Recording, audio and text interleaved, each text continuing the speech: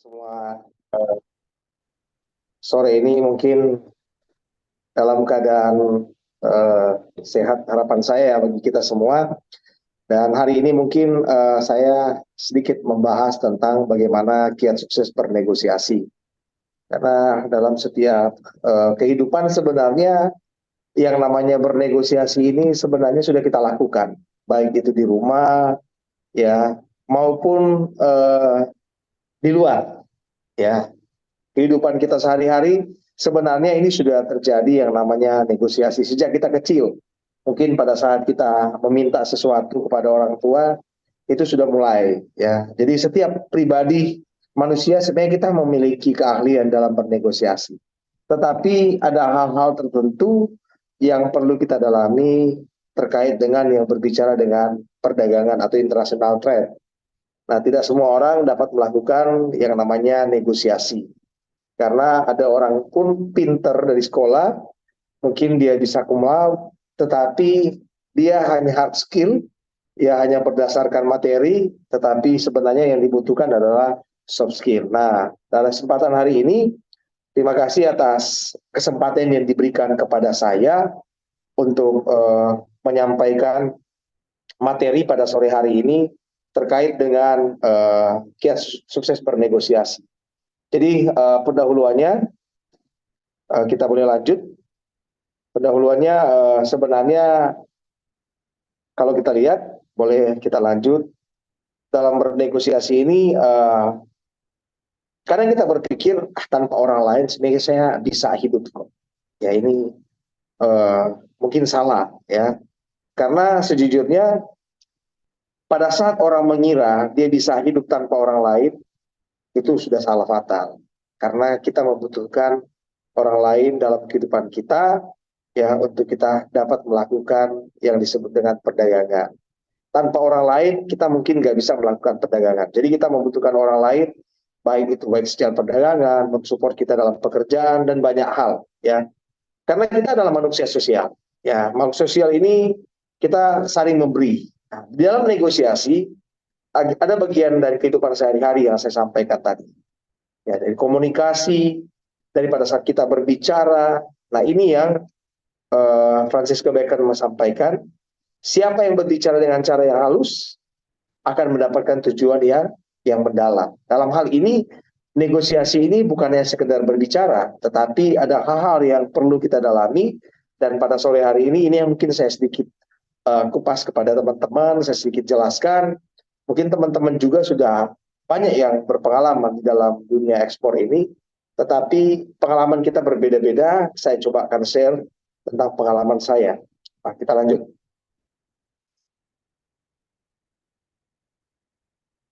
Nah, kita lihat di dalam negosiasi adalah yang disebut dengan transaksi antar dua pihak. Nah, di mana kita mengarah pada pertukaran informasi antara dua pihak, antara seller dan buyer, untuk mendapatkan hasil yang disebut dengan kesepakatan.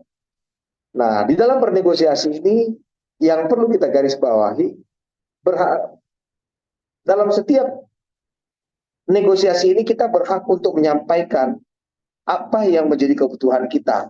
Dan di dalam bernegosiasi ini ada yang disebut dengan hak veto. Jadi hak veto ini ya dari kedua belah pihak bisa menyampaikan apa saja yang berhubungan dengan apa yang sedang ditransaksikan, di mana kebutuhan dua pihak ini menyampaikan tentang hal-hal yang menguntungkan masing-masing pihak, tetapi tidak merugikan satu dengan yang lain. Oke, jadi kalau kita lihat saat ini banyak orang yang mungkin pada saat bertemu berpikir, saya kalau mau bernegosiasi, saya nggak boleh kalah gitu. Intinya saya datang, pokoknya saya harus menang. Nah ini bukan negosiasi, ya, tapi ini aja ribut. Kalau saya pernah temukan orang seperti ini, oke, kalau Bapak hanya mau untung sendiri, ya silahkan Pak. Kalau saya rugi, saya mungkin nggak akan lakukan. Tetapi dalam negosiasi ini, mungkin pada saat kita negosiasi harga, negosiasi biaya pengiriman, atau negosiasi tentang barang apa aja yang akan kita beli, dan kualitas apa saja. Tetapi paling banyak hal yang kita negosiasikan itu kan adalah masalah price. Itu yang mungkin saya akan sampaikan lebih mendalam dari materi pada sore hari ini. Nah, negosiasi itu harus berprinsip. Kenapa saya katakan berprinsip? Karena di dalam berbisnis ini selalu dikatakan kita ini sudah dewasa. Ya, kalau secara hukum dewasa itu disebut pada saat dia berumur 18 tahun ke atas. Cakap secara hukum pada saat dia umur 21. Nah, negosiasi yang berprinsip ini adalah orang-orang yang memang benar-benar bisa dipegang omongannya dan tidak pelin-pelan bahasa sehari-hari. Hari ini kita bicara A, ya, kita sepakati, tiba-tiba berubah. Nah, ini yang mungkin harus digarisbawahi oleh teman-teman semua. Jadi pada saat kita berbicara, omongan apapun itu kita bisa dapat pertanggungjawabkan. Jangan kita, oke, saya bisa seperti ini, saya bisa, apalagi karena kita sudah bertemu buyer, jadi seolah-olah kita menjanjikan janji-janji manis. Ingat, ini yang harus benar-benar kita garis bawahi. Pada prinsipnya, apa yang akan kita negosiasikan, apa yang kita sampaikan, dan apa yang kita sepakati itu harus kita jalankan. Oke, kita lanjut. Nah, itu yang saya sampaikan tadi. Ini berbicara tentang soft skill dan hard skill. Nah, teman-teman atau sahabat Export Channel ini, kita harus tahu bahwa kita harus mengetahui tentang product knowledge. Ya, kita mengetahui tentang apa yang akan kita sampaikan. Kita harus mengetahui dengan siapa kita berbicara. Kita harus mengetahui track record perusahaan lawan transaksi kita. Sehingga banyak hal yang harus kita sampaikan dan ini benar-benar bukan hanya untuk kepentingan kita, tetapi adalah kepentingan dua pihak. Sehingga ada orang mungkin ya staff kita, oke, karena dia pintar berbicara, oke, suruh. Tapi ingat, hati-hati, apakah dia benar-benar menguasai tentang apa yang akan disampaikan. Sehingga walaupun pintar berbicara, tapi belum tentu pintar bernegosiasi. Oke, kita lanjut. Nah, dalam kriteria untuk memenuhi kebutuhan dua pihak secara adil, jika memungkinkan, dan harus efisien. Kenapa? Mungkin pada saat kita bernegosiasi bisa saja melalui Zoom online, bisa saja melalui Teams. Tetapi ada juga negosiasi terjadi pada saat kita bertemu, bertatap muka secara langsung. Mungkin kita yang sambil jalan-jalan ke luar negeri, bertemu buyer atau buyer yang datang, melihat tempat kita produksi, ya, perlengkapan produksi kita dan kapasitas produksi sambil melihat, sambil mereka akan melakukan negosiasi. Sehingga jangan sampai sudah bertemu tapi tidak menghasilkan kesepakatan. Ini dikatakan ya tidak efisien. Baru tidak merusak, bahkan memperbaiki hubungan para pihak. Kenapa? Banyak orang bertemu yang diutamakan adalah ego dalam bernegosiasi. Nah, ini bukan memperbaiki, tetapi ini malah mencari musuh, bukan mencari apa? Relasi.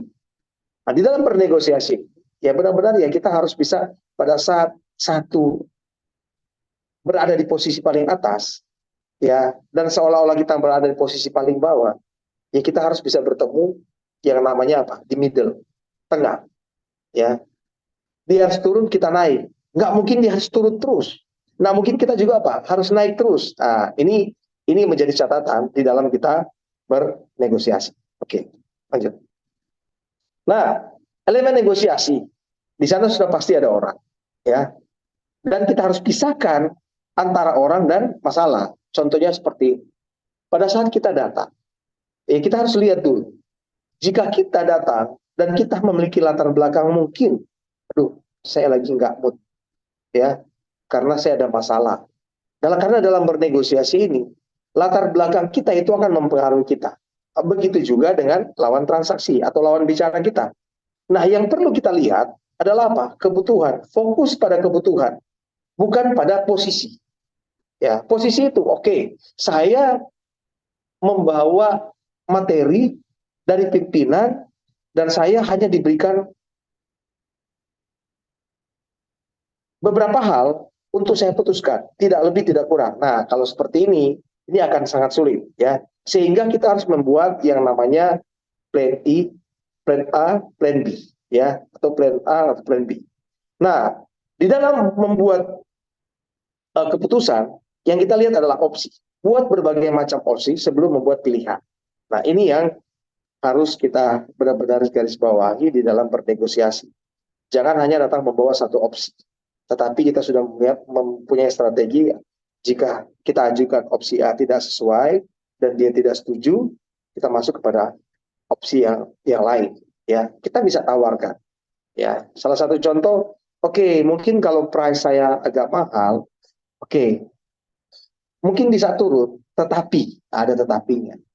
Ya, volumenya atau kontraknya kita bisa apa? Buat 1 tahun. Bisa seperti itu. Ada hal-hal yang perlu kita tawarkan di dalam bernegosiasi. Dan kriterianya, pastikan kesepakatan yang dihasilkan didasarkan pada standar objektif. Standar objektif ini yang benar-benar yang harus kita lihat bagaimana standar ini hanya berdasarkan secara kebutuhan kita masing-masing, bukan melebar kepada hal-hal yang lain. Ya, sehingga orang katakan bicaranya ke kiri ke kanan nggak fokus. Kita bisa berbicara fokus tapi santai, karena di dalam bernegosiasi ini nggak perlu dengan ketegangan, nggak perlu dengan tensi tinggi, ya, karena tujuan kita untuk menghasilkan kesepakatan sehingga kita bisa melakukan apa? Perdagangan yang saling menguntungkan. Oke, kita bisa lanjut. Dan memisahkan antara orang dengan masalah, klarifikasi dengan terbuka, persepsi kita sendiri, ya. Jadi kita sampaikan dengan open, ya, dan kita memberikan apa? Respon juga yang baik, sehingga kita bisa membiarkan perasaan apa? Kita diungkapkan secara jujur. Ya, sebenarnya agak berat untuk kami bisa mengiyakan atau bisa mengkonfirm.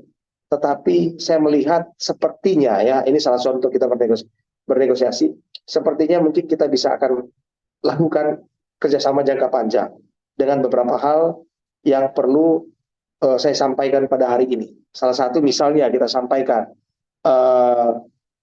saya maunya pada saat mulai kerja sama bisa dilakukan down payment untuk mensupport produksi saya sehingga kapasitas produksi saya bisa saya naikkan. Kita sampaikan aja, ya, apakah itu disetujui atau tidak, itu akan dinilai sendiri oleh apa? Si buyer, tentang bagaimana keseriusan kita, tentang bagaimana kesungguhan kita. Sehingga untuk memelihara komunikasi yang jelas, ya kita juga bisa melihat respon dari dia. Jangan sampai hanya kita yang bicara, tetapi kita tidak memberikan kesempatan kepada lawan transaksi kita untuk menyampaikan, mengungkapkan juga apa yang menjadi isi hatinya. Oke, kita lanjut. Izin Pak, 4 menit lagi mungkin di negosiasi. Oke. Nah, di sini kita lihat bagaimana kita fokus pada kebutuhan, bukan posisi. Ingat yang tadi saya katakan tadi di awal. Di dalam bernegosiasi ini, yang kelihatan ini seperti hanya gunung es yang masih kecil. Tetapi ada sesuatu yang tersimpan. Itu yang perlu kita gali. Ya, sehingga posisi adalah apa yang sudah kita putuskan, sedangkan kebutuhan adalah apa yang mendasari keputusan yang sama-sama kita buat. Sehingga kita cari tahu kebutuhan dari pihak kita. Kita harus bertanya why, ya. Dan ini mungkin teman-teman ya pasti akan temukan, sebagaimana saya sejak tahun 2021 pada saat saya harus bernegosiasi, pada saat ini juga saya banyak untuk berbicara dengan buyer, ya hal-hal ini yang memang penting untuk kita sampaikan kepada buyer. Lanjut. Nah, ini yang saya sampaikan tadi, ya. Posisi itu kita yang kelihatan, tapi ada interest. Ada sesuatu yang tersimpan sebagai UNS, ya. Dan kita lanjut. Tunjukkan bahwa kebutuhan Anda adalah wajar, ya. Ceritakan kebutuhan Anda dan hargai hal-hal yang tidak terlihat, seperti kebutuhan untuk berteman. Kalaupun tidak terjadi, bukan hari ini kita paksakan untuk, Pak, hari ini dong, kalau bisa, ya. Akan Pak Michael bilang harus efisien, ya, efisien yang bagaimana dulu. Ya, kalau merugikan kita nggak boleh paksakan. Oke, Pak, mari kita sama-sama berpikir, mari kita sama-sama berhitung, mudah-mudahan besok kita sama-sama, Pak, mendapatkan solusi. Oke? Lanjut. Nah, penghalang kreativitas dalam membuat opsi. Kita selalu berprasangka buruk pada saat bertemu orang. Ya, pada saat kita berbicara, kita selalu berpikir negatif. Dalam berbisnis, apalagi berbisnis secara internasional ya, dalam perdagangan internasional trade ini, kita harus melihat dan kita harus mempelajari tentang culture seseorang, apalagi dari Europe, dari UK, dari USA, kita harus mempelajari. Oke, kalau orang Europe seperti ini, ya kalau orang US nggak mau ditanya-tanya, ya. Dan kita berpikir, jangan-jangan ini bule ini, jangan-jangan dia bukan buyer. Oke, kita hilangkan dulu prasangka ini, ya. Baru hanya menginginkan satu solusi, nggak bisa. Dalam bernegosiasi nggak mungkin, ya. Baru ada asumsi-asumsi yang apa? Yang timbul dari dalam pembicaraan kita. Nah, ini nggak boleh, karena asumsi ini bisa menggiring kita kepada hal-hal yang tidak merujuk kepada kesepakatan, tetapi akan menjadi sebuah perdebatan. Dan jangan sampai tidak peduli kepada masalah pihak lain. Saya nggak mau tahu, I don't care. Ya, ini nggak bisa. Jangan pernah mengatakan I don't care di dalam kita bernegosiasi. Oke, apa kebutuhan Anda? Ya, siapa tahu saya bisa akomodir, siapa tahu saya bisa penuhi. Tetapi Anda juga harus memilih apa yang menjadi kebutuhan saya. Oke? Kesepakatan berdasar standar objektif. Setiap masalah dipecahkan bersama. Jadi kita juga ikut membantu. Siapa tahu pada saat kita memberikan, oke, bisa nggak saya bantu itu? Ya, siapa tahu mereka nggak tahu. Oke, kalau Incoterm CIM, mungkin buyer ini belum terlalu memahami masalah Incoterm ya. Ya, bisa aja kita bantu. Baru untuk menghitung biaya produksi. Oke, kamu bisa bantu nggak? Ini biaya produksi saya begini-begini. Ya, walaupun kita nggak open 100%. Ya. Dan ingat dalam bernegosiasi ini juga, jangan mudah kita apa? Ditekan. Oke, kalau memang nggak turun, ya kita mungkin nggak jadi. Nggak masalah. Ya, jangan kelihatan kita terlalu murahan. Karena kita juga harus bisa melakukan riset. Ya, riset market. Bahwa kompetitor-kompetitor kita, itu ada di Malaysia, mungkin ada di Vietnam. Tetapi kita bisa mengatakan bahwa untuk kualitas, untuk bahan baku, bahwa barang saya jauh lebih dari mereka. Ya kita harus sampaikan. Siapa lagi yang mempromosikan barang kita? Kalau bukan kita. Sehingga pada saat mereka menekan kita, oke, mungkin Anda bisa mendapat di sana murah. Tapi ingat bahwa kualitas barang saya lebih baik daripada mereka. Ya, saya lebih baik dari mereka. Itu yang harus kita sampaikan. Ya, harus kita sampaikan. Kita harus percaya diri. Kita harus percaya dengan produk kita sendiri. Lanjut. Nah, dalam tahap proses negosiasi ini yang harus kita ingat betul bahwa kita harus lakukan persiapan. Jangan sampai sudah saya tahu kok. Sehingga pada saat datang kita masih bisik-bisik gimana ya. Ini melihat secara profesional kita nggak profesional banget. Kita tidak melakukan prepare. Ya, baru pada saat juga kita bertemu dengan orang, kita harus melakukan yang namanya introduction, pembukaan. Apalagi kalau buyer datang, kita harus sampaikan, oke, selamat datang, ya bagaimana, kita harus mencari tahu seperti apa perjalanan dia sehingga sampai tiba. Ya, ini penting. Kenapa? Kita harus tahu, jangan sampai yang saya sampaikan di awal tadi, dia punya masalah keluarga. Ya, kita coba ikut prihatin. Ya, tapi kita harus melihat culture dari masing-masing buyer pada saat kita ketemu. Ada orang juga yang nggak mau, tetapi tetap tahap pembukaan itu harus ada. Ya, good morning, ya, bagaimana, how are you, apa kabar dengan Anda. Ini yang harus kita sampaikan, sehingga ada respon positif yang mereka akan lihat. Baru kita buat pertukaran informasi. Setelah itu, kita kembangkan solusi bersama yang saya sampaikan. Nah, di dalam bernegosiasi ini, apa yang kita sampaikan itu harus kita bawa ke yang namanya bisnis korespondensi atau korespondensi bisnis. Ya. Kenapa? Apa yang kita sepakati kita tuangkan, mungkin akan lanjut kepada kontrak dagang, tapi kita harus share ke email. Ya, siapa? Oke, tinggal sepakati, oke, dari buyer atau dari seller untuk share apa yang sudah kita sepakati bersama sampai dengan ke penutupan. Lanjut, mungkin berapa slide lagi. Nah, ini adalah namanya persiapan negosiasi ya terkait dengan BATNA, Best Alternative to a Negotiation Agreement, dan ZOPA. Ini adalah Zone of Possible Agreement, di mana menjadi standar kita untuk kita bisa ya mempelajari tentang dua hal ini, di mana pada saat kita bernegosiasi, kalau kita menggunakan ZOPA, yang saya sampaikan tadi, kalau dia di atas, dia harus turun ke bawah dan saya harus naik. Ketemunya di tengah, ya. Tetapi kalau Batna, ini memang kita akan cari alternatif terbaik di mana, ya, alternatif terbaik. Baru cari tahu kebutuhan dari pihak lain dan rencanakan konsensi apa yang bisa diberikan. Jadi konsensi ini keterbukaan, ya, tidak ada tertutup, ya. Dan kita menyampaikan secara apa? Secara benar-benar, oke, saya serius berbisnis dengan Anda, tetapi Anda juga harus memperhatikan bahwa di dalam berbisnis ini jangan sampai saya mengalami kerugian. Baru tentukan tempat, ya, negosiasi yang saya sampaikan tadi. Nah, ini juga kalau menggunakan Batna itu ada menentukan waktu berapa lama kita harus bernegosiasi.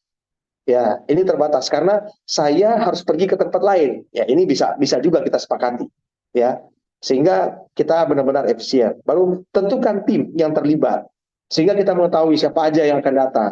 Ya, bagian-bagian apa? Apakah ada sales manager, apakah ada direktur? Karena itu akan mempengaruhi. Kalau dia hanya datang seorang staff, berarti saya harus mengetahui bahwa ini hanya seorang staff. Apakah dia decision maker? Belum tentu. Ya, ini harus kita benar-benar pelajari di dalam membuat tim yang terlibat dalam negosiasi. Apakah kita mendelegasikan? Penuh. Ya, sehingga pada saat bernegosiasi, saya hanya seorang manajer, tetapi saya bisa memutuskan siapa saja. Ya, walaupun kita bertemu dengan buyer langsung. Ya, oke. Nah, ini yang saya sampaikan tadi, zone possible agreement, di mana kita akan bertemu di tengah. Ya, ini secara gambaran saja. Lanjut. Nah, pembukaan negosiasi, berikan kesan yang terbaik. Yang saya sampaikan tadi, lakukan ya sedikit basa-basi lah, nggak usah terlalu banyak. Ya, kita harusnya berusaha untuk membangun hubungan emosional. Ya, sehingga dia melihat bahwa oh ini orang respect banget. Apalagi kita orang Indonesia. Ya, orang-orang Timur ini kita memang senang sekali untuk Pertama kita bersenda gurau sehingga mencairkan suasana, tidak terlalu tegang. Walaupun ini berbicara dalam negosiasi. Negosiasi itu memang tidak harus terlalu tegang. Pada saat timingnya pas, kita sampaikan. Kadang-kadang pada saat kita bawa mereka kepada suasana yang cair, membangun hubungan yang lebih erat secara emosional, malah kesepakatan bisa terjadi. Ya, dan sepakati peraturan proses negosiasi tadi. Oke. Nah, ini pertukaran informasi. Tadi sudah saya sampaikan siapa yang memulai. Kalau dia yang datang, kita yang memulai. Informasi apa yang perlu disampaikan, ya tentang produk-produk kita, dan tentang apa yang belum disepakati. Ya, apa yang belum disepakati? Yaitu misalnya price. Kita spesifik saja. Oke, kalau price atau untuk Incoterm, ya kita spesifik ke Incoterm. Lalu bagaimana untuk menggali informasi dari pihak lain? Ya kita harus benar-benar melihat, oke, Anda kan perusahaan yang sudah berpengalaman. Ya, yang Anda butuhkan sudah sesuai dengan apa yang saya siapkan, apa yang saya produksi. Dan saya mengetahui, ya jadi kita coba menggali dengan memancing. Ya, sehingga mereka akan akan terbuka. Dan pastikan kebenaran informasi yang diberikan dari pihak lain. Sehingga saya sampaikan tadi, kita benar-benar harus melakukan riset sebelum kita bernegosiasi. Sehingga kita mendapat banyak informasi. Baru periksa apakah informasi tersebut masih relevan. Ya, karena dia akan lakukan perbandingan. Ya kalau sudah nggak relevan, oh saya tahu dulu memang saya punya kompetitor, tetapi itu sudah close, dia sudah nggak ada. Ya, bisa saja mereka hanya melakukan perbandingan-perbandingan dengan akan melakukan riset biasa saja. Baru bagaimana jika ada pihak yang tidak memberikan informasi? Nah, kalau tidak memberikan informasi, kita harus bisa memberikan penekanan. Ya, agak sulit bagi kami jika Anda tidak open di dalam bernegosiasi. Agak sulit bagi kami karena Anda tidak terbuka. Nah, ini perlu kita sampaikan bahwa di dalam berbisnis ini perlu keterbukaan. Ada transparansi. Ya walaupun nggak 100%. Karena nggak mungkin kita ceritakan sampai kepada dapur-dapur kita, nggak mungkin. Ya, baru perhatikan bahasa tubuh. Saya kalau melihat seseorang yang sepertinya sudah gelisah, ya sudah nggak serius, berarti dia sudah nggak respect dengan apa yang saya sampaikan. Ya buat apa panjang lebar? Ya, karena dari bahasa tubuh, pada saat kita bicara serius, tetapi dia hanya pegang HP, ya dia sepertinya tidak mau mendengarkan, atau dia sudah gelisah, sudah lihat kiri, lihat kanan, atau sudah goyang-goyang di kursinya yang mungkin dia sudah apa? Nggak respect dengan apa yang kita sampaikan. Atau sebaliknya, ya bisa saja kita juga yang mengalami hal seperti itu. Oke? Nah, dalam mengembangkan solusi, klarifikasi kebutuhan pihak lain, baru pikirkan secara kreatif solusi yang baik untuk kedua pihak. Ya, ini adalah negosiasi yang apa? Yang benar-benar terbuka dan benar-benar saling menjaga dan benar-benar mau membangun hubungan. Ya, karena apa? Kita kembangkan beberapa alternatif solusi. Ya, karena pada saat diajukan seperti itu, kalau seperti ini kira-kira bagaimana ya? Oke, kalau seperti Bapak sampaikan, kalau biaya pengiriman, ya kalau bisa FOB bisa nggak? Aduh, harusnya Xbox Pak. Aduh, kalau Xbox saya berat Pak. Ya, bagaimana kalau CIF? Kalau CIF juga saya berat. Padahal kita bisa deal di FOB. Ya, kita tinggal sama-sama. Biaya local handling saya yang bayar. Untuk freight-nya ada yang bayar. Nah, ini mungkin alternatif-alternatif ini yang perlu kita apa? Sampaikan. Ya, seperti berbicara santai tetapi kita serius. Oke? Nah, dalam penutupan negosiasi, pastikan kesepakatan telah benar-benar dimengerti dan ditandatangani kedua belah pihak. Kenapa? Kalau kita memang membutuhkan, takutnya dia berubah. Bisa saja, seperti mungkin kita buat seperti minutes of meeting, atau yang bahasa umumnya buat notulen, ya kita buat. Ya, kesepakatan kita hari ini bahwa kita sama-sama setuju ya untuk quantity sekian, untuk price sekian, dengan Incoterm sekian. Incoterm FOB. Oke. Deal, deal. Oke, kita jalankan. Dan pastikan hubungan baik atau lebih baik jika diperlukan. Kenapa? Saya selalu memfollow buyer. Ya, baik itu di IG-nya, ya, di media sosialnya. Dan kalaupun ada di Facebook, kalaupun dia ada di WhatsApp, dia memasang status, saya selalu memberikan komentar. Kenapa? Ya, itu membuat dia semakin apa? Respect dengan kita. Ya, walaupun kita hanya kasih like, ya, walaupun kita hanya memberikan komentar, ya sepatah dua kata, ya itu akan mempererat hubungan kita semakin baik. Karena dalam berbisnis ini bukan hanya sekali transaksi, tapi yang kita inginkan adalah repeat order. Repeat order sehingga terbangun hubungan kekeluargaan. Kalau sudah hubungan kekeluargaan, itu bukan lagi berbicara masalah trust, tapi belief. Kita percaya, kita yakin. Ya, kalau hanya trust percaya, tetapi belum yakin, saya nggak tahu lagi, saya percaya sih. Tetapi saya masih belum yakin gitu. Tetapi kalau sudah kita mengetahui tentang buyer ini, atau dia sudah mengetahui tentang kita, ya kita waktu lagi proses produksi, kita buat status, dia juga apa memberikan komen. Nah, ini sudah lari kepada yang namanya belief. Ya, baru pastikan semua pihak mengerti tindak lanjut berikutnya. Jadi harus dipastikan, oke, setelah ini berarti kita akan masuk kepada yang disebut dengan sales contract ya. Nanti dari apa yang kita sampaikan di awal dan apa yang kita putuskan di dalam negosiasi ini, itu yang akan kita apa? Buat di dalam kontrak dagang. Jadikan sebagai kerjasama dan cari solusi bersama pihak lain. Jadi benar-benar ini bukannya sekedar membangun hubungan bisnis, tetapi membangun kepada tingkatan yang lebih. Ya, sehingga saling percaya itu, aduh saya sudah tahu kok, dia itu seperti apa. Saya lihat kegiatan dia setiap hari.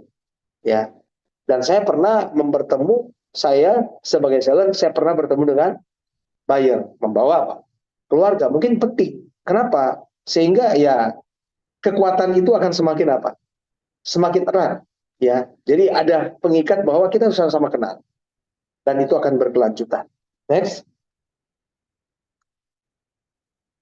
Nah, teknik negosiasi manipulatif. Ini akan kita temui, teman-teman, pada saat ada buyer yang melakukan penawaran yang ekstrim. Ya, mungkin ini pun kita pernah lakukan, teman-teman, pada saat kita belanja kemana, ke pasar dulu. Ya, dibuka harga 250. Udahlah, cepet aja lah. Nah, mungkin bisa saja harga barang itu 75. Ya kan? Tapi pada saat pembukaan 250, kita langsung tawar sampai ke 100, itu dia masih untung. Tetapi ada juga yang menawarkan sampai 75 aja lah, ini barang kan 75. Nah, ini cuma balik modal. Nah, kita akan temukan seperti itu. Ada penawaran-penawaran ekstrim, ya, tetapi kita jangan terpengaruh. Kita juga jangan langsung katakan, ya udah, kalau memang begitu nggak usah beli di sinilah, beli ke tempat lain. Tetapi kita memberikan apa? Beberapa alternatif. Kalau seperti itu, biaya produksi saya nggak tertutup, raw material saya nggak tertutup. Secara raw material Anda pasti tahu. Nah, itu mungkin kita sampaikan. Baru tambahan di akhir proses negosiasi, menjelang kesepakatan, mendadak vendor menyatakan jika penawaran mereka tidak mengikut sertakan di jalan sesuatu yang apa relatif kecil, misalnya ya analisis dan lihat mungkin atau tidak diterima, siap untuk apa menolak jika tidak dapat diterima. Itu yang saya katakan tadi. Kalau dia melakukan penawaran yang mungkin nggak sesuai, ya bisa saja oke, mungkin hari ini kita belum dapat berbisnis, mungkin nextnya kita bisa komunikasi lagi, ya siapa tahu Anda membutuhkan saya dengan harga yang saya sampaikan, karena saya sudah katakan tadi ya, kita buka ya, dan kita melihat juga ada penawaran dalam waktu yang terbatas, ya bandingkan dengan penawaran yang lain ya, dan tanyakan, karena pada saat kita mendapat penawaran, oke, saya butuh sekarang ya, ada juga buyer yang hanya coba, orang katakan tes ombak, hanya membanding-bandingkan harga, kok kemarin nanya tiba-tiba hilang ya. Tapi ada orang memang benar-benar mereka mendesak kita, oke, kalau bisa segera, karena mungkin mereka melihat harga yang kita sampaikan, apa yang kita open, apa yang kita buka, itu apa sesuai, sehingga mereka meminta segera untuk apa dikirimkan. Nah, kita bisa lanjut.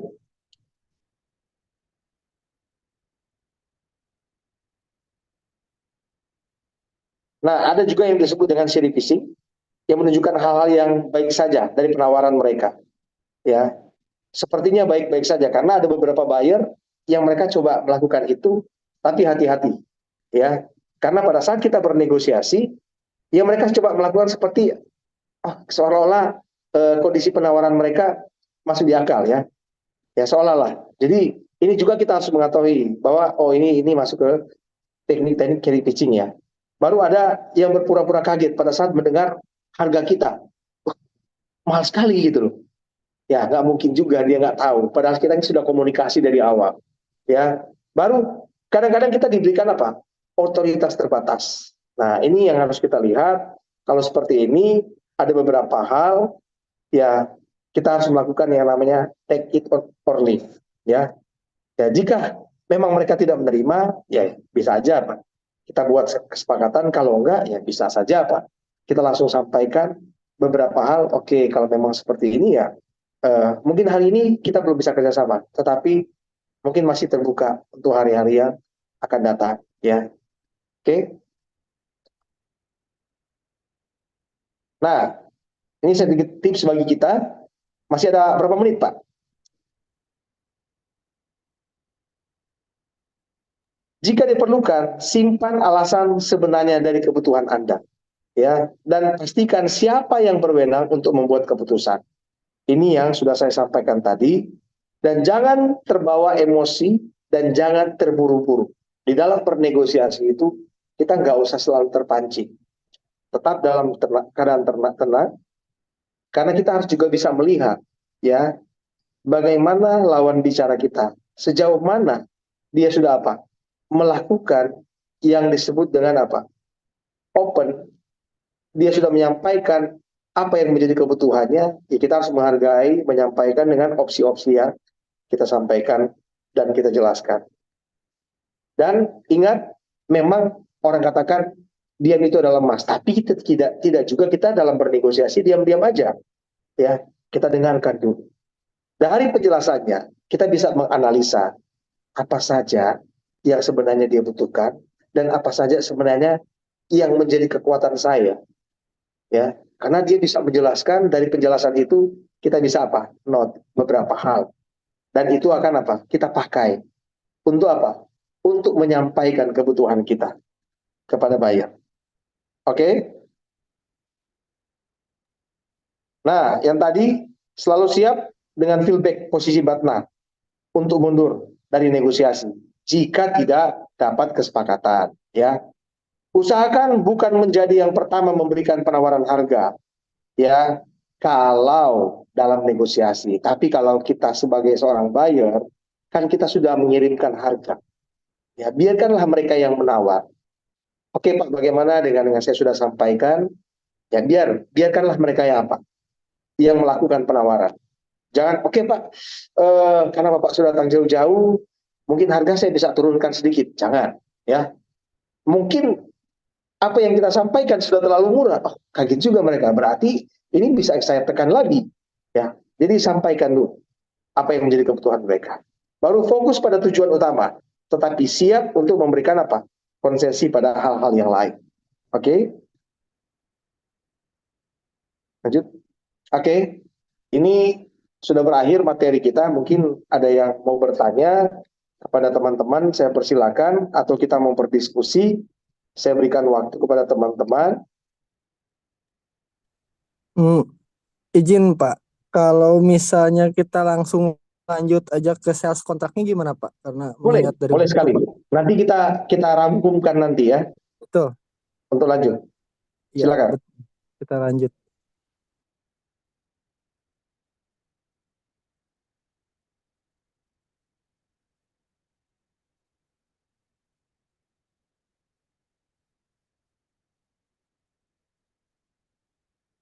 Oke, bisa di-share materinya.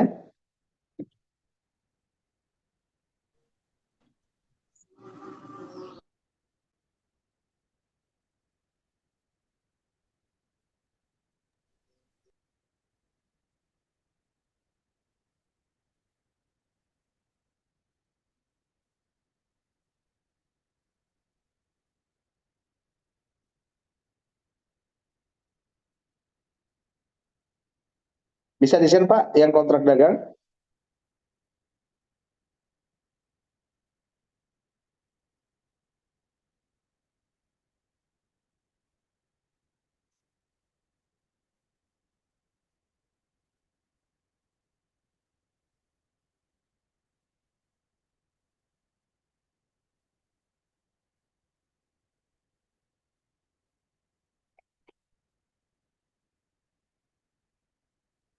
Jadi sambil menunggu untuk share. Jadi beberapa hari lalu juga teman-teman saya habis ngajar di beberapa tempat dari PPJP ya, terkait dengan beberapa case yang terjadi ya dengan kontrak.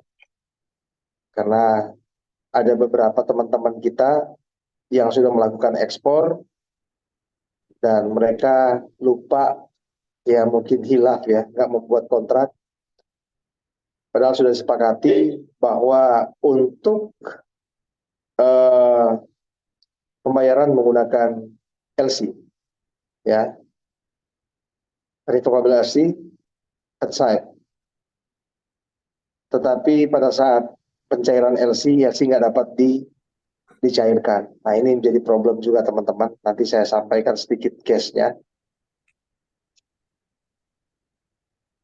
Halo Pak, Iya, halo halo Pak. ya Izin bisa Pak, share? ini belum ada yang share ya. Ya,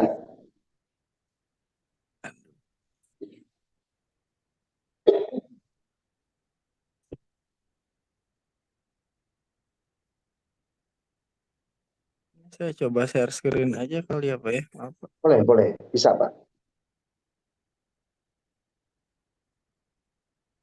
Nggak ada yang.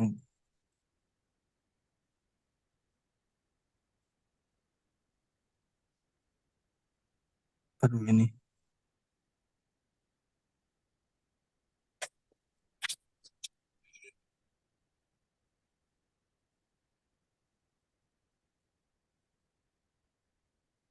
Oke Oke, Pak. oke, oke teman-teman. Kita masuk ke kontrak dagang, teman-teman.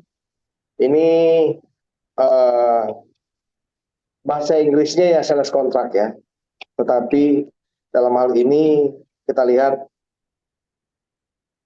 paling tren kalau saya bawa materi disebut dengan kontrak dagang.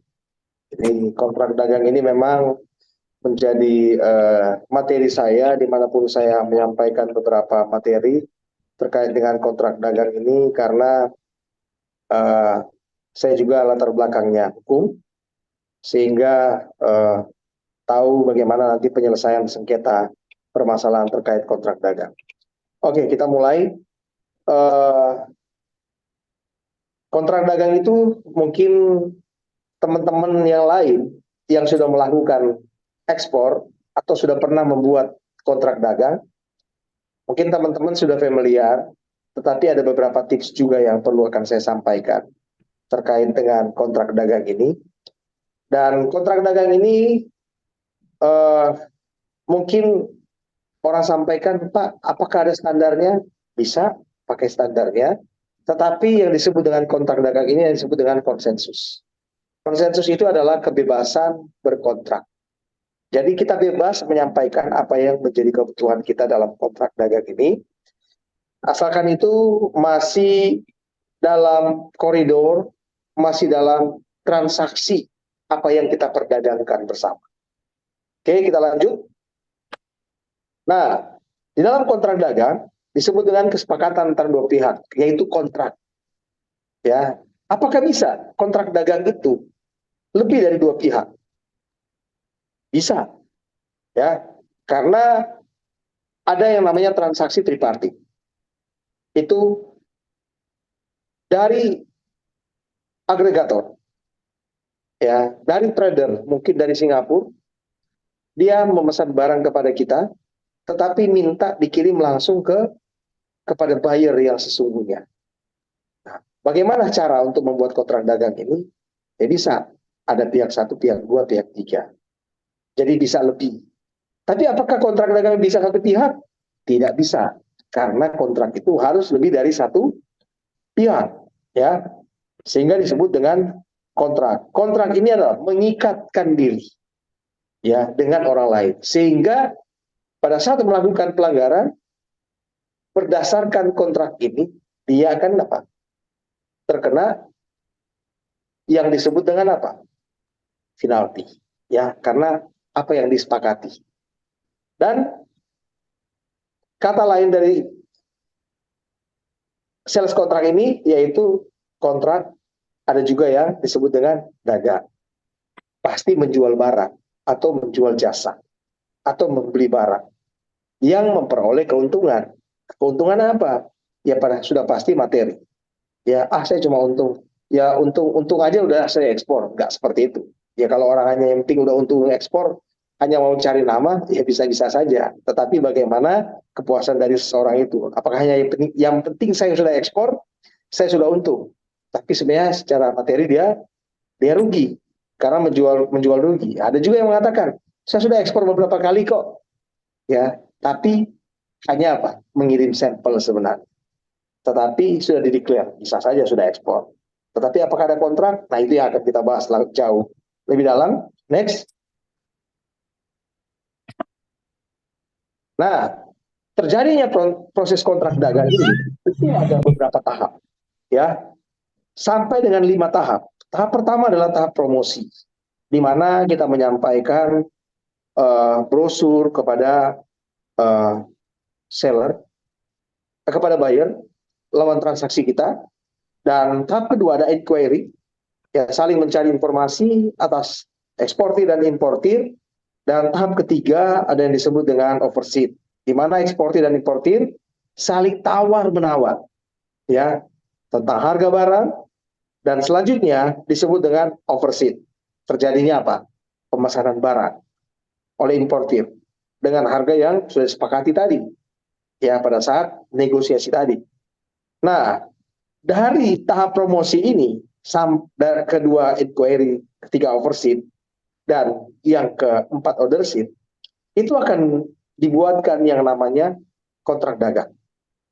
Ya, harga barang dan syarat-syarat, ya, ditandatangani oleh apa? Eksportir dan importir, oleh seller dan buyer.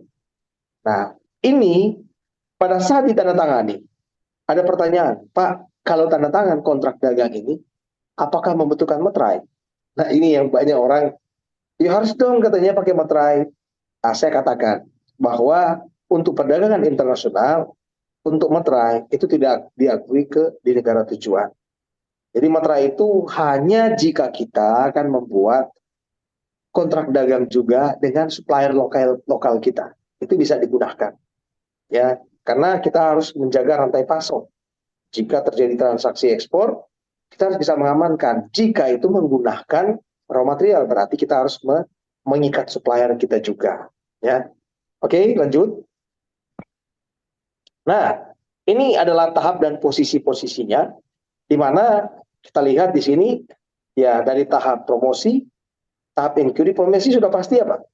Si supplier, si eksportir, ya, shipper. Kalau di BL udah sebut shipper, ya. Dan untuk tahap inquiry di sana ada importer, ada buyer. Nah, kalau sudah di BL itu disebut dengan consignee. Ya, di SI, shipping instruction juga sudah disebut dengan consignee. Baru kita lihat tahap overseas itu sudah berpindah lagi, berpindah kepada si supplier, si seller, ya. Baru tahap order sheet. Ya, kita lihat. Dan selanjutnya masuk kepada apa? Tahap pelaksanaan. Order sheet sudah pasti dari buyer, ya. Karena pada saat terjadi pemesanan, segala sesuatu transaksi itu penting untuk diikatkan dengan yang namanya sales contract, kontrak dagang. Karena jika tidak, kita tidak tahu dalam perjalanan itu apa yang akan terjadi. Nah, ada orang katakan, Pak, pada saat saya bertemu di exhibition, di pameran, saya sudah buat MOU kok, Pak. 1 tahun, dan di sana sudah dituangkan. Dan saya katakan, berbeda MOU dengan sales contract. Tapi ada tulisan juga yang saya sudah buat. Ada sales contract, Pak, tapi untuk setahun. Saya selalu menganjurkan bahwa dari setiap statement harus dibuatkan sales contract, kontrak dagang. Kenapa? Kita nggak pernah tahu dalam berjalannya waktu pengiriman parsial setahun itu, jika terjadi masalah di shipment ketiga atau keempat, ya bagaimana dengan shipment-shipment selanjutnya? Itu akan berpengaruh, ya. Dan ini yang menjadi masalah di teman-teman yang lain, oleh karena mereka tidak mengetahui, sehingga pembayaran itu tertunda. Jika pembayaran tertunda, berarti modal kerja kita apa? Bisa apa? Terganggu. Nah, ini teman-teman juga harus ketahui. Oke, kita lanjut. Nah, di sini isi dari apa? Dari inquiry-nya. Ya sudah pasti di sana ada definisi barang, ya ketentuan harga barang, baru kualitas barang, waktu pengiriman. Dan selanjutnya, ya dari inquiry itu kita akan masuk juga ke overseas. Jadi hanya berpindah dan ada yang ditambah-tambahkan. Ya di overseas yang ditambahkan itu hanya adalah 4 sampai dengan 5 bagian, yaitu ketentuan pembayaran, ya validity time, baru sampel atau ada brosur, dan destination, pelabuhan tujuannya. Nah di order sheet itu kan kita tambahkan lagi, ya di sana akan lebih banyak karena sudah mencantumkan tentang apa, packing list atau apakah menggunakan marking, baru shipment term, apakah parsial atau apakah menggunakan transhipment, ataukah apakah menggunakan secara spesifik untuk bendera kapalnya apa, ya. Karena kalau menggunakan pengiriman yang sudah volumenya lumayan gede, ya pasti buyer akan menentukan, oke, kamu harus direct shipping, ya, ya harus pakai bendera ini, ya bendera-bendera tertentu, ya misalnya dia pakai one high gitu, kamu harus pakai one high gitu kan. Nah ini harus kita sampaikan. Baru vessel, ya menggunakan vessel apa, ya. Baru shipment dokumennya, di situ sudah mencantumkan BL, ya, baru invoice, ya baru nota penimbangannya, ya kalau di sini mungkin mereka minta juga telisipnya seperti apa, baru measurement listnya, baru manufaktur sertifikat dan lain-lain, ya mungkin mereka bisa minta apa, sertifikat of origin, ya bisa, ya baru dalam sales contract ini akan lebih spesifik lagi. Di sana akan ditambahkan tentang apa, inspection clause, baru force major, ya karena dalam force major ini akan disampaikan beberapa hal yang terkait dengan jika terjadi, yaitu jika terjadi bencana alam, jika terjadi apa, gempa bumi, jika terjadi banjir, jika terjadi longsor, ya, jika terjadi kebakaran, nah itu akan disebutkan di sana, di dalam force majeure. Kita lanjut. Nah, dalam sales kontrak adalah suatu kontrak dagang antara pihak penjual, ya sudah pasti, dengan pihak pembeli. Nah, ini kita lihat di dalam enquiry tadi, yaitu permintaan pembelian, ya, dari potensial buyer. Enquiry akan dibalas dengan apa? Quotation atau penawaran harga yang tadi kita sudah baca bersama-sama. Sampailah kepada apa? Sales kontrak tersebut akan dijadikan dasar dari pembuatan letter of credit. Tapi ada juga yang bertanya kepada saya, Pak, tapi saya kan nggak membuat sales kontrak, tapi jadi ini LC bisa saja menggunakan invoice. Tetapi apakah mengikat? Karena invoice hanya mencantumkan harga barang. Ya, hanya beberapa item aja yang dicantumkan terkait nama barang, harga barang. Ya, bisa saja di invoice dicantumkan tentang termnya, incotermnya. Tetapi jika terjadi permasalahan, apakah invoice bisa jadi pegangan untuk menyelesaikan masalah? Tidak, nggak bisa. Nah, itu yang benar-benar teman-teman harus garis bawahi, bahwa sangat penting harus ada sales kontrak dalam setiap transaksi. Oke, lanjut kita lihat urutan-urutan dari sales kontrak. Nah, ada 13 hal yang harus menjadi perhatian dalam sales kontrak. Adanya penunjukan oleh supplier kepada pihak importir, ya sudah pasti antara kedua belah pihak. Setelah penunjukan terima oleh pihak, petunjuk kesepakatan di antara kedua pihak, pihak telah terjadi yakni perihal perjanjian pendistribusian atau pengiriman, ya, komoditas tertentu yang diatur dalam apa? Pasal-pasal atau kausal tertentu yang sudah tercantum di dalam sales kontrak, ya. Baru adanya pernyataan yang jelas tentang jenis komoditas yang disepakati. Jangan sampai kita hanya mencantumkan, oh, saya karena saya furniture, kursi aja. Ingat, kursi harus spesifik. Di dalam sales kontrak harus secara spesifik kita cantumkan. Ya, kursi model apa? Harus kita cantumkan. Bukan hanya kursi. Ya, karena kursi secara general. Baru perlu dijelaskan juga, ya, tentang penggunaan merek dagang, trademark, logo, desain, hak cipta dan lain. Jika itu apa? Dibutuhkan, ya. Baru kita lanjut. Kita lihat selanjutnya bahwa syarat-syarat pembayarannya juga, ya. Oke, kita lanjut. Ya, syarat-syarat pembayaran dalam penerimaan barang harus dicantumkan, ya, dalam sales kontrak. Dalam kontrak perjanjian tersebut, hukum di negara mana yang berlaku jika sampai terjadi apa? Sengketa perselisihan. Nah, ini menjadi pertanyaan bagi teman-teman. Pak, kalau seperti itu, hukum negara mana yang saya pakai, yang saya gunakan? Saya selalu sarankan seperti bahwa ada negara-negara netral yang benar-benar dapat kita gunakan. Salah satu contoh Singapura, ya. Baru salah satu contoh kita bisa gunakan juga apa? Hong Kong, ya. Atau bisa kita gunakan juga apa? Belanda. Tergantung kesepakatan dua pihak, ya. Baru kita lihat jika terjadi manifestasi, ya, maka pihak-pihak yang merasa dirugikan dapat mengajukan gugatan klaim. Klaim kemana? Bisa langsung kepada apa? Litigasi. Oh, jangan.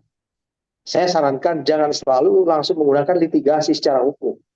Ya, bisa saja untuk gugatan perdagangan internasional, ya, di Indonesia hanya ada satu pengadilan, yaitu Pengadilan Tinggi Jakarta, Pengadilan Negeri Jakarta, yang ada di Jakarta Pusat. Baru kita lihat kontrak tersebut akan berlaku efektif sejak kapan? Berapa jangka waktunya?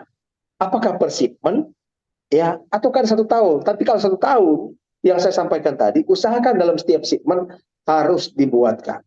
Jadi kontrak ini berlaku setelah terjadinya pengiriman sampai barang diterima oleh pemilik. Kenapa? Harus dipastikan tidak ada masalah, ya, tidak ada masalah. Karena kalau ada masalah itu bisa diklaim. Kalau ada keterlambatan itu bisa diklaim, ya.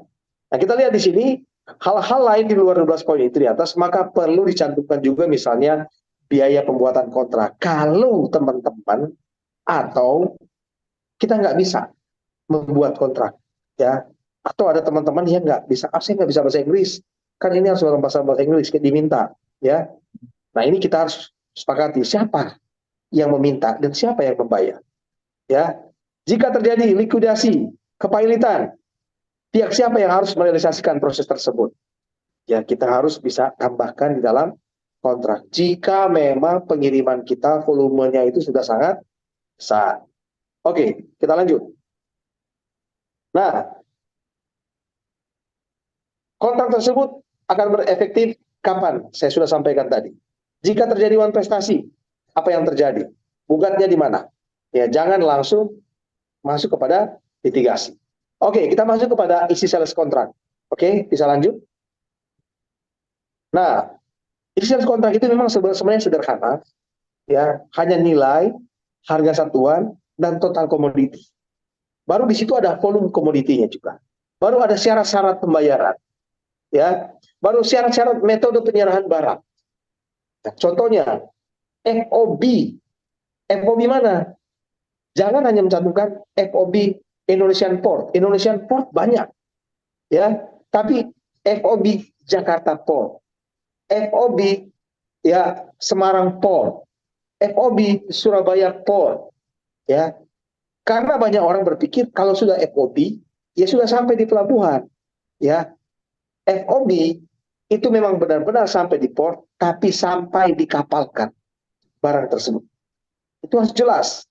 Makanya pada saat metode penyerahan barang kita nggak spesifik, ini bisa jadi konflik. Oh, barang sudah di pelabuhan kok, ya. Anda harus bayar. Saya harus bisa cairkan LC. Nah, ini kadang-kadang jadi konflik, sedangkan barang belum dikapalkan. Nah, berbagai dokumen yang perlukan terkait dengan dokumen pendukung pabean yang saya sampaikan tadi juga, yaitu invoice taking list. Ya, sudah pasti ada BL, sudah pasti ada RB bill. Kalau menggunakan by air, RB bill, by sea, BL. Dan kalau ada sertifikat of analysis itu dimintakan, kita harus lampirkan. Atau ada sertifikat-sertifikat yang lain terkait dengan makanan, ya, dengan asapnya. Ini harus benar-benar kita lampirkan juga. Baru cara pengapalan, part shipment-nya, ya, harus dicantumkan di dalam sales kontrak. Kita lanjut. Nah, cara pembuatan dokumen, ya, ini perlu disampaikan. Perusahaan pelayanan mana yang ditunjuk jika dibutuhkan. Baru nama bank pengirim LC, advising bank-nya, yaitu harus kita sampaikan juga. Harus kita minta juga. Jenis, bentuk, dan cara penyampaian LC. Baru pihak mana yang menanggung biaya LC. Harus sepakati bersama. Ya, mungkin sudah sepakati dari apa? Dari negosiasi tadi. Oke, yang menanggung pihak pembeli. Kalau enggak, kita tanggung bersama. 50-50, 50-50%. Baru cara penyelesaian klaim. Harus kita cantumkan. Contohnya, jika terjadi apa? Ya, barang reject, barang tidak sesuai pesanan. Seperti apa repeat? Seperti apa replace-nya? Bagaimana cara mengklaimnya? Standarnya apa? Apakah untuk mengirim barang ini standarnya seperti apa? Sampelnya seperti apa? Jika tidak sesuai, itu yang harus dicantumkan. Pelabuhan muat, pelabuhan bongkar, ini harus jelas. Karena banyak yang tidak spesifik, akhirnya apa? Oh, India. India mana? Ternyata ke Chennai. Ya, tetapi tidak jelas. Akhirnya bisa-bisa nyasar. Ya, tetapi saya yakin teman-teman semua sudah mengetahui, tinggal bagaimana kita apa? Mahir, ya, untuk membuat sales kontrak ini. Tanggal pengapalan terakhir harus disampaikan. Jangka waktu penyerahan dokumen harus disampaikan dengan jelas. Baru shipping mark pada kemasan. Apakah dibutuhkan? Ya, kalau dibutuhkan harus dicantumkan. Baru ada special condition. Inilah isi sales kontrak yang memang sederhana, tetapi banyak daripada kita apa? Yang melewatkan, yang melupakan, ya, yang mengabaikan. Sehingga setelah terjadi masalah, baru aduh, gimana ya cara untuk mengklaim? Gimana ya cara menggugatnya? Nah, ini yang menjadi problem dari kita masing-masing. Oke, lanjut. Nah, ini hanya sekedar contoh kalau teman-teman membutuhkan sales kontrak, tapi kalau teman-teman membutuhkan yang sudah ada draft, saya bisa kirim. ya. Tetapi saya akan kirim kepada pimpinan dari Export Channel, nanti akan didistribusikan. Karena saya ada memiliki beberapa standar sales kontrak yang sudah ada draft. Silakan teman-teman tinggal lihat apa yang menjadi kebutuhan, gonta-gantinya bagaimana, silakan, saya bisa kirimkan. Siap Oke, Pak, terima kasih banyak Pak. Itu Pak. ya, saya akan kirimkan. Ya Pak, makasih Pak. Kalau dibutuhkan saya akan kirim langsung Pak. Baru sahnya sales kontrak. Kalau dilihat dari sudut hukum, suatu kontrak perjanjian dagang dikatakan sah atau legal jika memenuhi beberapa apa? Syarat subjektif atau syarat objektif. Apa aja sih syarat subjektif dan syarat objektif ini? Oke, kita lanjut. Nah, syarat subjektif adanya unsur kesepakatan antara pihak yang membuat perjanjian. Ya, karena kalau nggak sepakat, lah saya tertekan waktu buat kontrak. Karena saya terpaksa, ini nggak bisa. Ini tidak memenuhi syarat subjektifnya. Baru adanya unsur kedewasaan. Lah, masalahnya kan saya baru 15 tahun.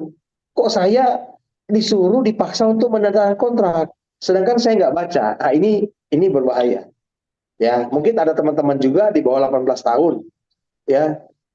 Tapi kalau kita bisa delegasikan ke orang atau ada beberapa para petinggi di perusahaan kita, ya carilah sudah apa? Sudah dewasa, sudah cakap secara hukum, ya. Sehingga dalam membuat perjanjian ini jika terjadi dispute, syarat subjektifnya apa? Terpenuhi, ya. Lanjut. Nah, syarat objektifnya apa? Terpenuhi hal tertentu. Contohnya, mau beli barang, objeknya. Barangnya ada enggak? Barang yang diperjanjikan ada enggak? Terpenuhi enggak kuantitinya? Ini harus masuk. Wujudnya ada enggak? Seperti yang sudah disampaikan enggak sampelnya? Atau berbeda? Jadi kalau di luar syarat objektif ini, itu bisa kita lakukan apa? Gugatan. Ya, kita bisa klaim bahwa tidak sesuai. Baru ada hal tertentu, pokok permasalahan yang tidak bertentangan dengan peraturan perundang-undangan yang berlaku maupun ketertiban umum. Jadi kalau objektif ini kita membeli barang ini mengganggu ketertiban, ya contohnya ada barang-barang terlarang yang masuk, ya ada minuman-minuman keras harus memenuhi beberapa proses perizinan, ya kita harus benar-benar memenuhi itu. Karena jika mengandung unsur asusila dan mengganggu ketertiban umum, ya kita akan menanggung resiko dalam hal berbisnis, ya. Oke, kita lanjut. Nah, kontrak dagang ekspor. Kesepakatan dari eksportir dan importir melakukan dagang barang sesuai dengan syarat-syarat yang sama-sama disepakati. Ini secara kedewasaan harus ada. Dan masing-masing pihak mengikat diri akan melaksanakan semua kewajiban yang sama-sama disepakati. Nah, makanya dituntut kita mengerti, kita dewasa, kita cakap secara hukum. Ya, kalau kita nggak mengerti apa yang sudah kita sepakati, ingat orang akan dihukum berdasarkan apa yang dia sepakati, berdasarkan apa yang sudah tertulis. Ya, kalau kita melanggar, berarti kita harus menanggung konsekuensi dari pelanggaran kita. Ya, lanjut. Nah, sales kontrak ini yang saya selalu sampaikan. Karena saya hampir jalan ke semua provinsi, hampir jalan ke semua kota, saya selalu sampaikan, tolong sekecil apapun nilai suatu transaksi ekspor, seharusnya dituangkan ke dalam kontrak dagang. Ya, yang banyak orang kenal dengan sales kontrak. Ya, karena suatu transaksi internasional yang tanpa disadari, sales kontrak cenderung membuka peluang terjadi apa? Selisih pendapat, discrepancy di kemudian hari. Ya, kenapa? Sudah ada kontrak aja bisa terjadi apa? Konflik, apalagi nggak ada kontrak. Saya pergi ke Lombok, mereka melakukan pengiriman kopi. Ya, hanya modal kepercayaan saja. Sudah dilakukan non payment. Pada saat barang tiba, lost contact, tidak ada kontrak. Bagaimana cara menggugatnya? Nah, ini yang menjadi kelemahan kita. Ya, ya. Tapi kan dia sudah bayar 50%, Pak. Saya lihat dari keseriusan dia. Ingat dan hati-hati. Ya, lebih baik kita fight di belakang, di depan, daripada nanti kita apa? Akan menghadapi kendala di di belakang. Nggak masalah, kita agak strict. Tetapi ini demi kebaikan bersama antara pihak seller maupun buyer. Sales kontrak yang standar selalu berbagi rincian yang telah disepakati di antara buyer dan seller. Kemudian sales kontrak tersebut yang saya sampaikan tadi akan menjadi dasar. Tapi orang katakan, tanpa sales kontrak bisa kok jadi LC. Bisa saja. Ya, tetapi bagaimana terjadi dispute? Cara kita menggugat seperti apa? Kalau kantornya sudah pindah, bagaimana kita mengejar? Pada saat kita lapor kepada Adnan, Adnan katakan, ada sales kontrak nggak? Ada, Pak. Cuma ada bill pengiriman. Ya, itu pun originalnya sudah saya kirim. Ya, pada saat dicek, validasi alamatnya sudah nggak ada. Baru bagaimana? Kalau ada sales kontrak, kita bisa lakukan apa? Gugatan. Ya, baru siapa yang akan mendampingi kita? Apakah saya harus mencari lawyer? Bisa saja jika transaksi besar. Tapi ingat, ada atas perdagangan kita ya di luar negeri yang dapat membantu kita. Dan kalaupun itu transaksi, memang harus membutuhkan lawyer karena teman-teman adalah pahlawan-pahlawan devisa. Eksportir. Nggak mungkin negara membiarkan. Pasti akan apa? Difasilitasi. Oke, kita lanjut. Nah, ada 3 landasan utama dari perjanjian, yaitu adanya kesepakatan antar kedua pihak secara sukarela. Ini yang disebut dengan asas, ya, asas konsensus, asas kebebasan, ya. Kesepakatan antara kedua pihak dimaksudkan akan mengikat kedua belah pihak dengan berjanji akan menjalankan semua hak dan kewajiban masing-masing yang dituangkan dalam kontrak dagang ekspor. Asas ini disebut dengan asas obligator. Ini asas-asas ini penting, Bapak. Karena kalau kita tidak mengetahui ini, ya, ini kita bisa apa? Bisa sesat pikir, salah menerjemahkan, interpretasi kita bisa salah. Cuma kontrak kok, ya. Karena apa? Kita lihat, kedua belah pihak bersedia memberikan ganti rugi kepada pihak lain bila tidak dapat memenuhi janji dalam menjalankan kewajiban. Kalau tidak memenuhi, ini akan lari kepada asas penalti. Kalau asas penalti, buat apa kita berdagang kalau kita hanya kena penalti dan kita rugi? Nah, ini ketiga asas ini penting sekali dan harus dari setiap kontrak dalam transaksi internasional harus mencantumkan ketiga asas ini. Dan di dalam kontrak ini memang selalu berlaku. Ini akan selalu berlaku. Oke. Baru hukum negara mana yang berlaku? Tadi sudah saya sampaikan, ya, masing-masing pihak sebenarnya bebas menentukan. Oke, bisa aja negara eksportir, asalkan negara importir menyetujui. Ya, tetapi biasanya mereka nggak setuju. Sebaliknya, bisa aja di negara importir, tapi negara eksportir si buyer meminta ke saya aja, tapi saya belum tentu. Nggak mau saya, karena pasti kamu akan diuntungkan jika ada masalah. Pasti kan mempunyai pemikiran-pemikiran yang apa? Yang jauh ke depan. Baru memakai hukum yang berlaku di negara eksportir. Tetapi sebaiknya boleh pula apa? Importir. Nah, ini bisa menjadi apa? Tarik mundur. Ya. Atau yang sering terjadi, tunduk pada hukum arbitrase internasional. Kita ikat dalam setiap kontrak. Jika terjadi apa? Sengketa, jika terjadi prestasi, jika terjadi pelanggaran, akan diselesaikan secara musyawarah dan mufakat. Akan dibicarakan secara kekeluargaan. Tetapi jika tidak berhasil menempuh musyawarah dan mufakat, akan diselesaikan berdasarkan hukum arbitrase internasional. Bisa seperti itu.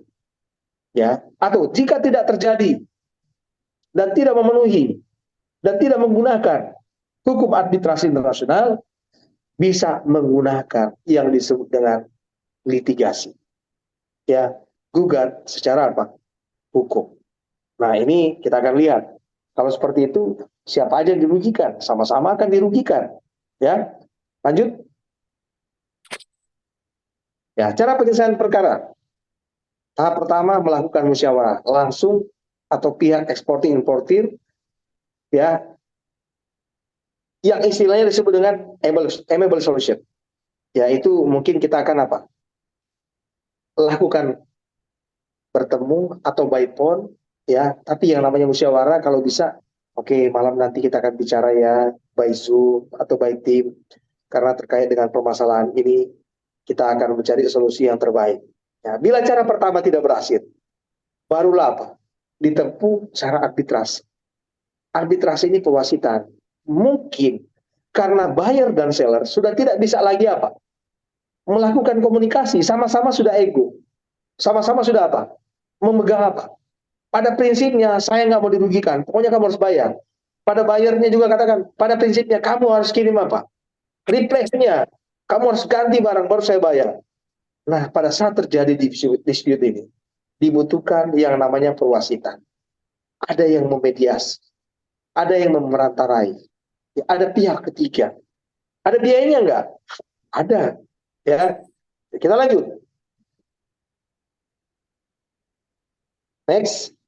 Nah, ini penyelesaian sengketa di dalam perdagangan internasional.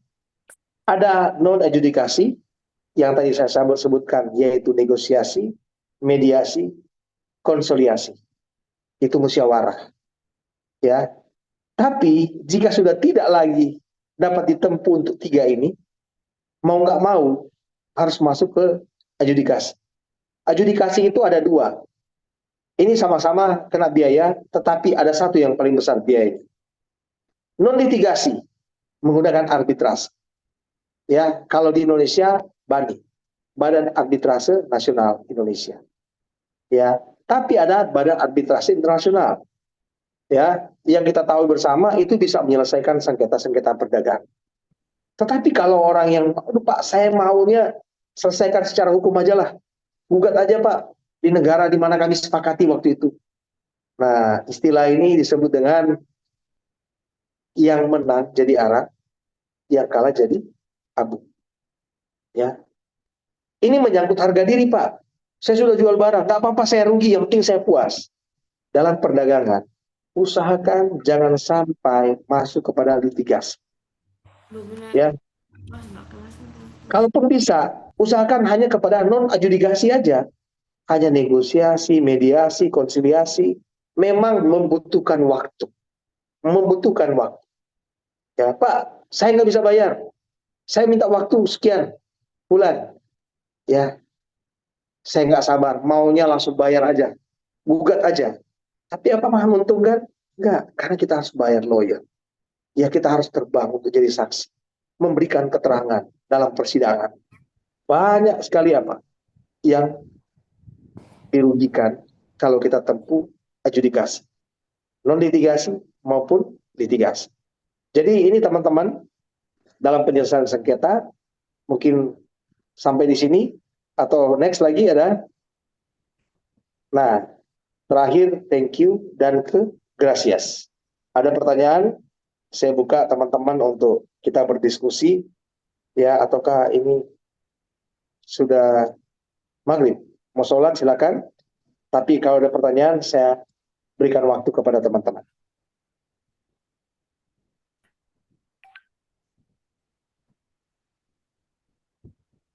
Ada pertanyaan, Pak?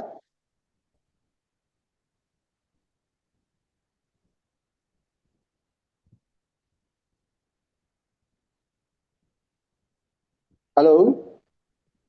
Halo, halo Pak.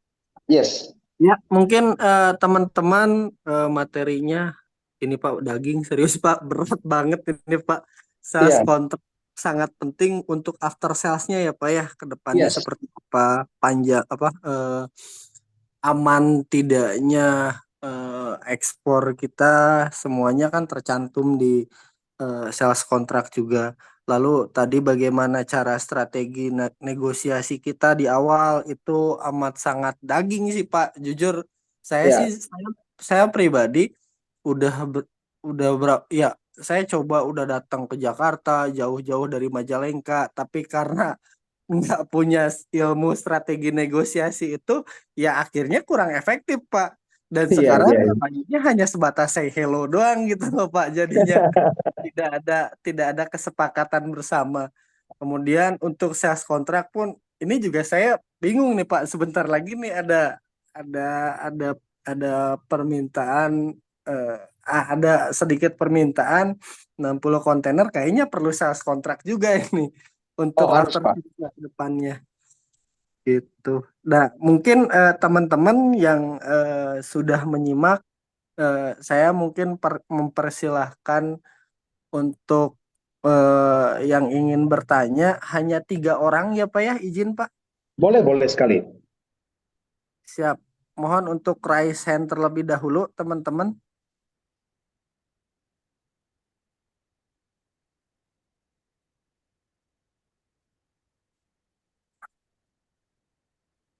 Ada yang mau bertanya?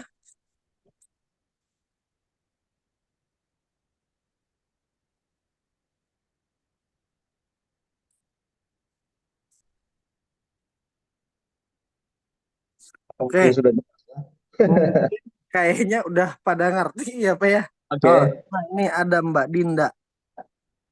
Oke, silakan Monggo Mbak Dina. Mbak Ya, Dinda. selamat.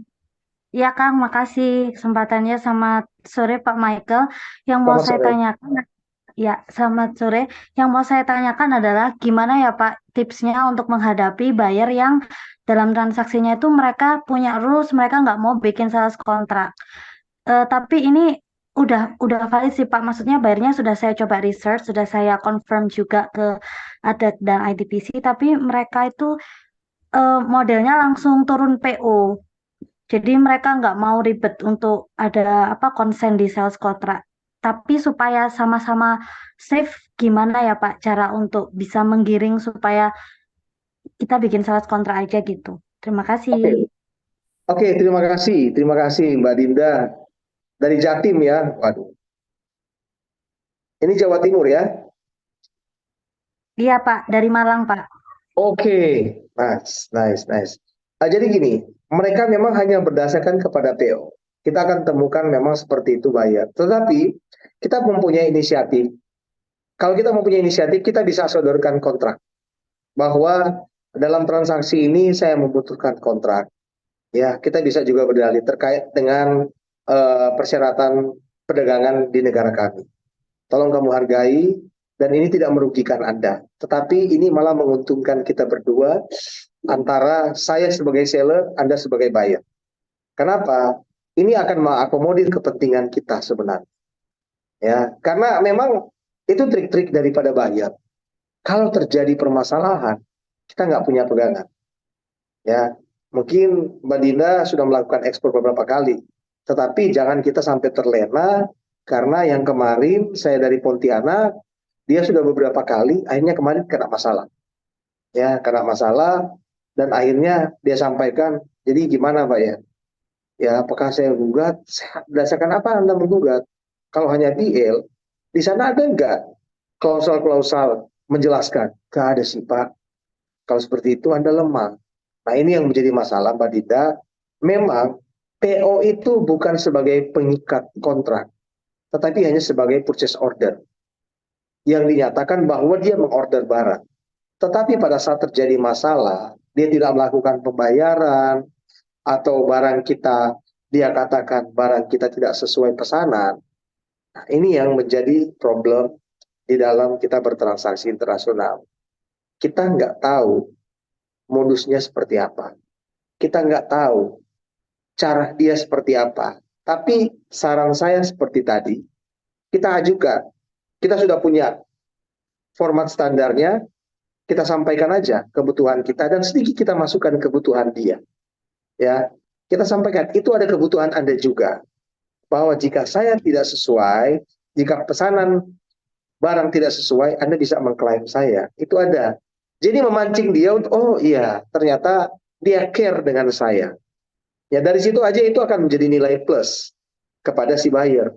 Oh, kok seperti ini ya, care sekali ya, dia peduli dengan saya. Nah itu mungkin sedikit dari saya, tips dari saya, Mbak Dinda, dan ini penting. Kalau ada seperti itu, usahakan giring lagi ya ke hal-hal supaya kita membuat kontrak yaitu sales kontrak. Oke Pak, terima kasih banyak ini eh, tipsnya luar biasa. Insya Allah pasti banyak yang pakai gitu ya Pak ya. Lalu Ya, mungkin harus. ada lagi pertanyaan dari yang lain kira-kira. Ini ada yang nanyain Pak di chat itu format contoh format sales kontraknya nanti apakah di spill nggak Pak draft sales Bisa. kontraknya? Saya nanti akan kirim nanti. Di situ akan jelas. Ada teman-teman bisa pakai format standar itu dan sudah banyak menggunakan itu. Tinggal modifikasi. Modifikasi itu berdasarkan kesepakatan aja. Karena konsensus kan. Jadi Iya. kesepakatan, misalnya ada yang mau ditambahkan, ada yang dikurangkan, tergantung kebutuhan. Oke siapa? Nanti mungkin Ya, dikirim ke sekjen mungkin ya Pak ya atau ke. boleh. Saya akan kirim ke Sekjen. Oh iya siap siap Ya, terima kasih banyak Pak. ya, karena buat apa kalau saya simpan itu kan juga nggak menjadi dokumen penting bagi saya. Tetapi kan bisa menolong, bisa membantu teman-teman. Aduh Ya, nggak terima kasih. repot-repot lagi untuk nyusun. Karena di situ sudah standar ada mengakomodir tentang bahasa hukumnya juga. Ya Pak. Oh Pak Michael makin ganteng aja sekarang Pak. Cakep nih. Biasanya Pak. Siap, siap Pak. Izin lagi Pak bertanya. Ya, Ini ada pertanyaan selanjutnya. Bagaimana cara kita mengetahui buyer yang cek harga aja atau cek ombak dengan yang tanya harga benar-benar membutuhkan sama komoditi kita? Apakah ada personal checklist buat kita bersiap-siap atau ada kiat-kiat untuk kita harus bagaimana dan untuk follow up-nya bagaimana? Eh, oke. Jadi sebenarnya untuk kita mengetahui dari oh ini buyer hanya untuk dia hanya cek harga perbandingan harga. Wajar saja. Kenapa? Yang paling umum pada saat mereka komunikasi dengan kita, ya baik itu by email ataupun by phone, ya mereka sudah dapat poin kita, tiba-tiba setelah dia menanyakan harga dan kita kirim tiba-tiba hilang, ya mm, kan? Tapi kan kita nggak mungkin bertanya di awal, apakah anda bayar benar-benar? Nggak mungkin kan? Iya enggak Tetap Pak, enggak dari gitu setiap juga. permintaan kita akan apa? Penuhi. Ya, kita nggak pernah tahu yang namanya rezeki. Siapa tahu pada saat dia meminta untuk perbandingan harga dan ternyata harga kita paling murah, kita kan nggak pernah tahu, ya Betul. kan? Tetapi ada juga, ya, contohnya saya untuk mengetahui harga kompetitor saya akan telepon menggunakan orang lain atau seolah-olah saya berpura-pura bertanya, saya buyer. Padahal dia hanya risk pasar untuk membandingkan harga saya ini ternyata terlalu mahal atau terlalu murah, iya kan? Dan Iya itu betul saya Pak. lakukan, iya kan? Tes ombak bahwa oh ternyata di sana murah, berarti saya harus berinovasi. Saya harga masih mahal, ya kan? Tapi kalau buyer, kita melihat dari pada saat mereka hubungi kita dan tiba-tiba hilang. Itu hanya perbandingan aja, ya kan? Mm, Ada juga yang pura-pura jadi buyer, tapi sesungguhnya mereka apa? Sama seperti kita, seller juga, iya kan? Tapi ada di negara yang Gede. lain, Mm, ya. Kira-kira seperti itu, Pak. siap. Ini berarti mungkin menyangkut ke materi strategi negosiasi ya Pak ya. Yes, Lebih strategi tepatnya. negosiasi. Oke. Jadi ya memang cek cek ombak pasti pasti ada aja ya Pak ya. Mau itu Pasti, ekspor, mau itu lokal pun pasti akan selalu seperti itu. pasti. Tapi kan kita tidak bisa menutup diri kan, Betul. ya kan? Jangan-jangan ini cuma bayar tes ombak lagi. Bayar cuma mau ngecek-ngecek harga saya gitu kan. Ya nggak apa-apa. Pada saat kita nggak mau ngasih, ternyata dia bayar beneran kan rugi kan? Iya benar Pak. Iya. Oke, mungkin Oke, Pak. waktu sudah menunjukkan 18.30 ya Pak ya. Iya, Pak. Eh, Mungkin kita cukupkan sekian saja mungkin ya Pak ya, karena mengingat di sini tidak ada lagi yang mau bertanya. Mungkin nanti pertanyaan lanjutan kita bisa kopdar mungkin ya Pak ya, karena kan di Boleh, Bekasi nanti kita kopdar. nih, Pak. Atur waktu, Pak. Siap, Kita bisa siap, kopdar. siap, siap. Terima kasih Siap. banyak Michael waktunya. Semoga apa ya, pahala yang Pak Amin. Mike sudah memberikan ilmu ke kami diganti berlipat dengan rezeki dan Amin. kesehatannya. Mungkin itu dari Amin. kami. Sekian. Wabillahi taufiq wal hidayah. Wassalamualaikum warahmatullahi wabarakatuh. Waalaikumsalam. Terima kasih. Mohon maaf jika